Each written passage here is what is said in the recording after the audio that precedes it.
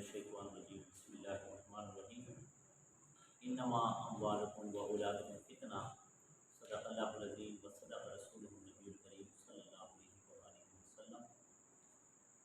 قرآن مجید فرقان حمید میں ایک نیک صالح سیرت ایک بادشاہ گزرے ہیں جن کا نام حضرت ذوالقرنین ہے۔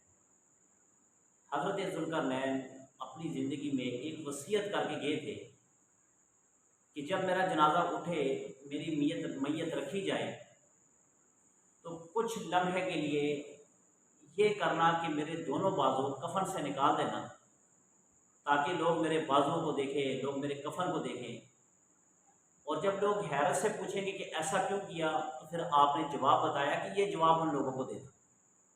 خیر، ان کے حکم کی تعمیل کرتے ہوئے ان کی وصیت کو پورا کیا گیا کہ جب ان کی میت کو قبرستان رکھا گیا تو آپ کے دائیں بازو کو بائیں بازو کو کفن سے نکالا گیا اور یوں کر کے رکھ دیے گئے، یعنی کہ ایسے کھلے بازو۔ لوگوں نے کہا کہ آج تک ایسا تو کبھی نہیں ہوا کہ کسی میت کے بازو نکالے گئے ہیں، آپ ایسا کیوں کر رہے ہیں؟ انہوں نے کہا کہ یہ حضرت کا حکم تھا، ہم نے حکم کی تعمیل کی، ان کی وصیت کو پورا کرنے کے لیے ان کے بازو جو ہے نا وہ ہم نے نکال کے لوگوں کے سامنے رکھے۔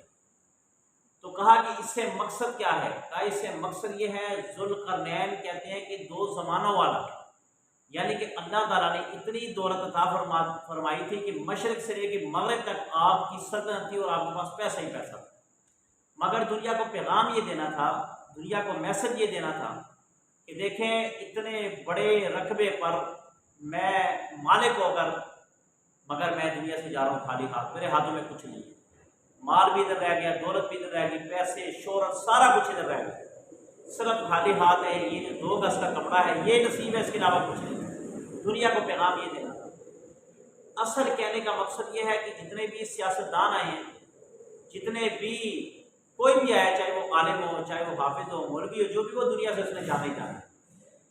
تو آج اگر ہمارے یہ حکمران طبقہ جو ہے، اگر یہ عوام پر پیسہ نہیں لگائیں گے تو یہ کب لگائیں گے؟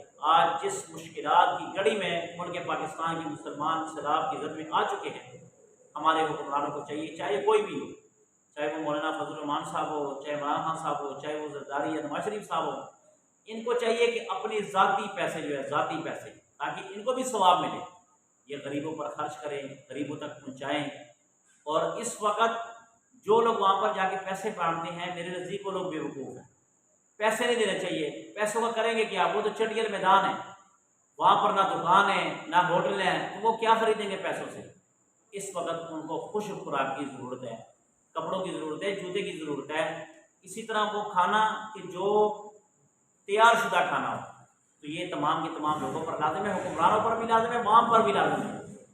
خالی حکمران گنہگار نہیں ہے، گنہگار عوام بھی ہے۔ ہمیں بھی چاہیے کہ ہم بھی دل کھول کر ان لوگوں کی مدد کریں اور اللہ سے یہ دعا کریں کہ اللہ تعالیٰ ان لوگوں کا وسیلہ بنائے اور اللہ تعالیٰ میرے ملک پاکستان کی حفاظت فرمائے۔